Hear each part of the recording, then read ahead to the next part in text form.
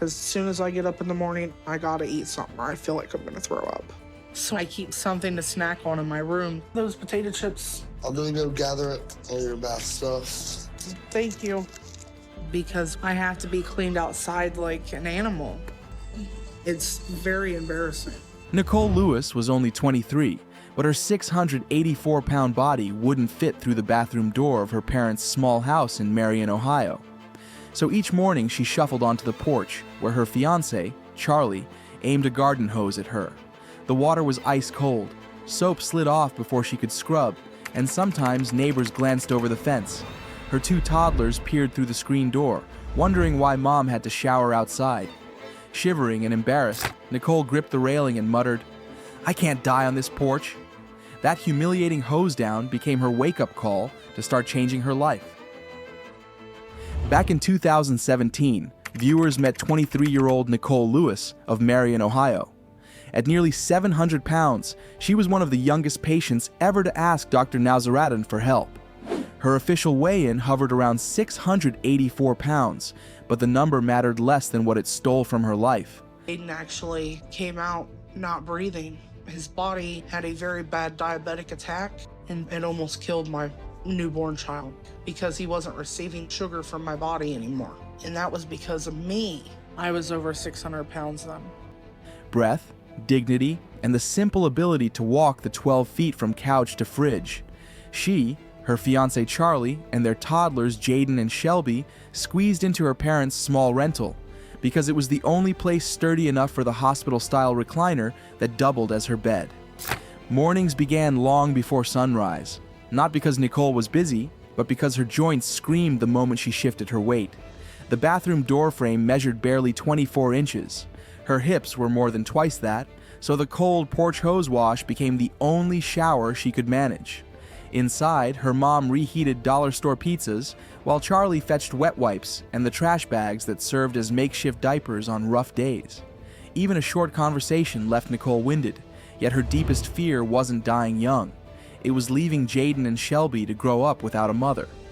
That terror, more than any TV contract or doctor's ultimatum, lit the spark that would carry her 1,100 miles south to Houston and the possibility of a future where she could bathe, walk, and parent on her own terms. The door to Nicole's bathroom is only 2 feet wide.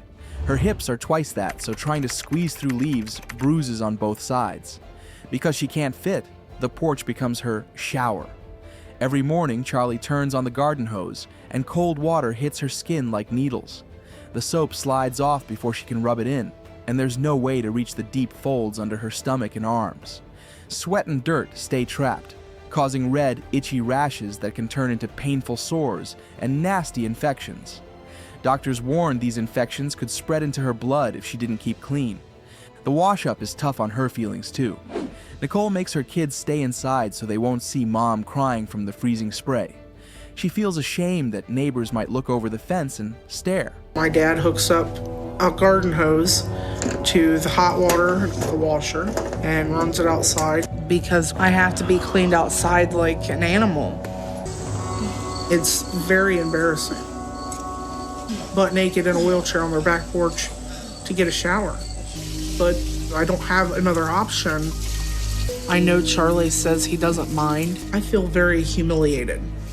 Afterward, Charlie pats her dry with towels and rubs medicine on the sore spots, a job Nicole wishes she could do herself. Each porch shower reminds her why she needs help.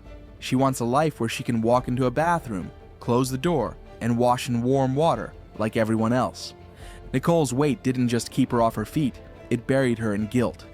When she later rewatched her episode, she wrote that she felt embarrassed and like an annoyance to everyone except her children. And my mom doesn't want to have to take care of them all the time either. She only does it so I don't lose them, but it frustrates her. If y'all can't help move, could you please at least watch the kids? Each porch hose down reminded her that Jaden and Shelby were seeing a mom who couldn't even walk them to the mailbox. She would shoo them inside so they wouldn't watch her shiver and cry. When I get stressed like this and want to eat, I just want the oven roasted chicken on that one kind of bread, Italian herb and cheese, foot long. I start to think about all the things I'm craving, and one place ain't gonna have everything I want. That shame fed her eating. Feeling bad pushed her toward takeout meals and candy. After eating, she felt worse, so she ate again. Doctors called it a loop. Shame, stress, binge, more weight, deeper shame. Diet rules alone couldn't break it. Instead, she started with tiny wins. Writing one good thought in a notebook, letting the kids cuddle beside her during cartoons, and saying yes to a family photo even if she hated how she looked. Each small step chipped away at the guilt and gave her a reason to keep fighting. Nicole's eating started long before she could tie her shoes. Both of her parents were hooked on drugs, and home life swung between chaos and silence. And things got a lot more violent in our house after that. My dad started using cocaine on the road, and he brought it home to my mom. So they both got addicted.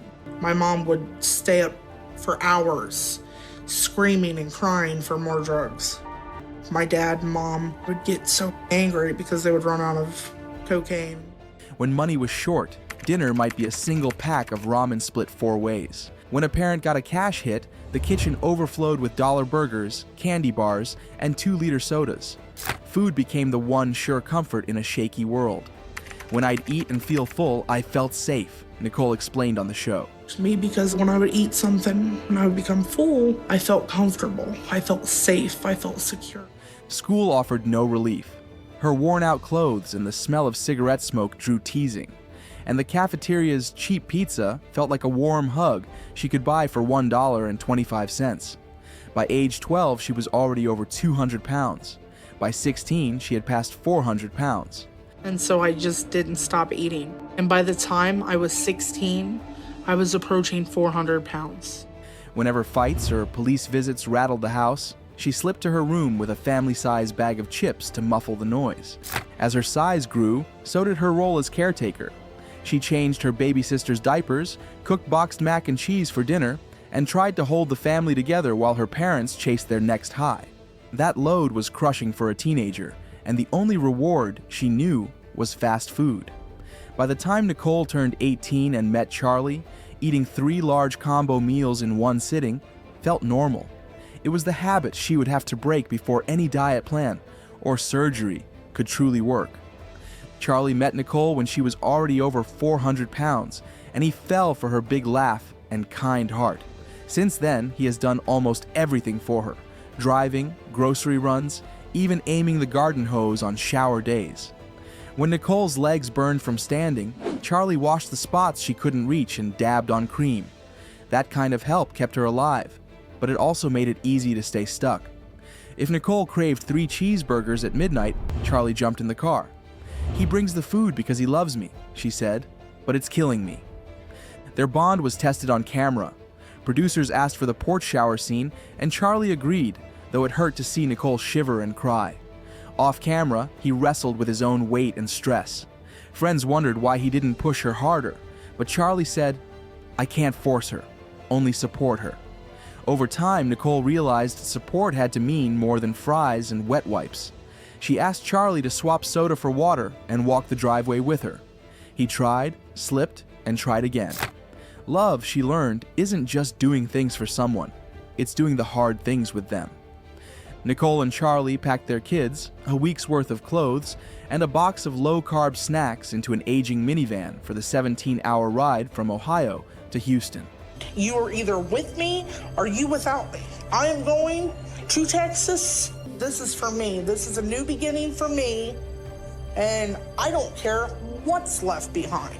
And I'm going to see Dr. Al, and I'm going to comply with what he says, and I'm going to get this weight loss surgery, and I'm going to be one of the most successful patients he's had. At Dr. Yunan Nazaradan's clinic, the scale read 684 pounds, just as bad as she feared. Dr. Now didn't waste words. "You're eating yourself to death. Starting today, you get 1,200 calories, high protein, no sugar, no fried food." His plan is the same one he gives every patient who wants weight loss surgery, because it can safely peel off about 30 pounds a month. The bigger shock came next. To qualify for the sleeve operation, Nicole had to drop roughly 80 pounds in 3 months and prove she could keep skin infections under control. If an open sore showed up on surgery day, Dr. Now would cancel everything. On the drive back to their motel, Nicole stared at a fast food billboard and whispered, "French fries are my future. Pick one." That night, she wrote a grocery list filled with chicken breast, frozen broccoli, and bottled water. The first step wasn't easy, but it was simple. Follow the diet, keep every appointment, and show Dr. Now and herself that she was serious. Nicole's porch shower became one of the show's most talked about moments, but she later said it was never her idea. Before filming, the crew told her every episode must open with a bathing scene. Because she couldn't squeeze through the bathroom door, they asked if Charlie could hose her down outside. Nicole agreed only because she feared losing the chance for surgery that might save her life. Shooting took hours. Producers needed different camera angles, so Nicole had to stand in the cold water longer than normal, while neighbors walked past and her kids cried inside. When the director finally yelled "cut," she wrapped herself in towels and sobbed, telling Charlie, "I'll never do that again." In a radio interview later, she called the porch bath her lowest moment, but also the push she needed to change.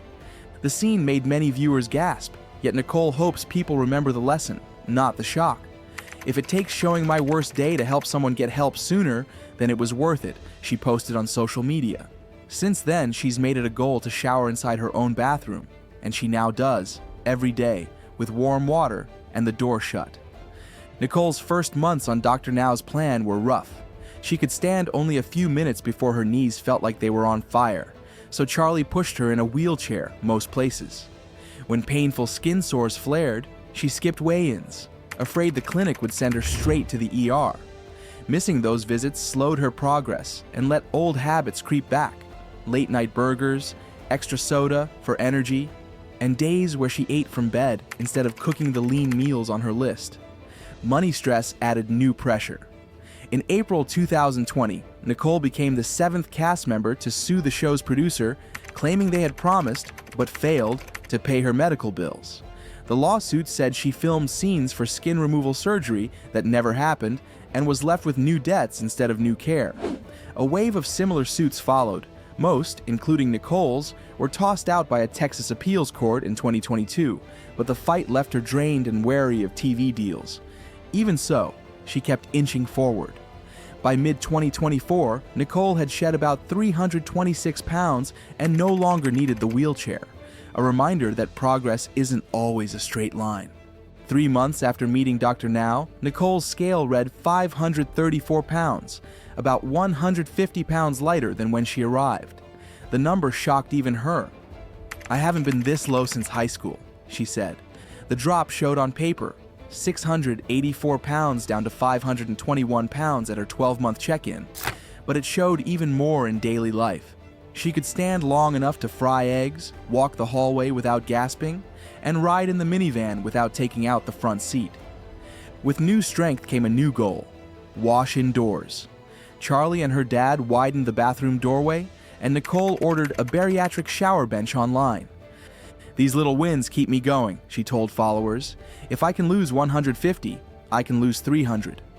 Today, Nicole weighs a little under 360 pounds, about half the size she was when cameras first rolled. She's kept off roughly 326 pounds thanks to lean protein meals. I know it's hard for my family to have to do this with me. I go back to see the doctor in a week, and I just need to stay on track till then. But how they're treating me right now makes me feel like I'm on my own. For the past month, it's been really difficult to stick to his diet." Short walks around her block in Marion, and 2 20-minute home workout videos she streams each morning. Charlie still cooks, but now it's grilled chicken and steamed veggies instead of drive-through bags. Nicole no longer needs a wheelchair. She drives the kids to school and can climb the porch steps without stopping for air. The biggest win, she says, is privacy. She showers inside with the door shut. She stays mostly off Facebook to avoid haters. "Some days are hard," she told followers, "but I refuse to go back to porch baths." Nicole's journey shows that extreme weight can steal basic rights, like a warm, private shower. But every pound lost gives back a piece of normal life. Small steps matter. Swapping soda for water, writing one good thought each day, widening a doorway, or buying a sturdy shower chair. Real love isn't endless fast food. It's holding someone accountable while cheering every victory. Nicole still battles cravings and hard days, yet she proves change is possible when shame turns into action and support turns into healthy habits. Her biggest lesson? Don't wait for a TV crew to push you. Start where you are today. If Nicole's story inspired you, please like this video, subscribe for more real-life journeys, and comment below with your thoughts or questions. We read every one. I've gotten so big that I could barely get up and get around. So my parents live with us to help take care of me and my 2 kids. I can't fit through the bathroom door anymore, so they have to take everything outside on the back porch. Addiction destroyed my childhood, and I don't want that for them. I got here because I made better choices, and I had my family's support. And if that's no longer the case, I know I'm not going to have the strength to stick with this for long.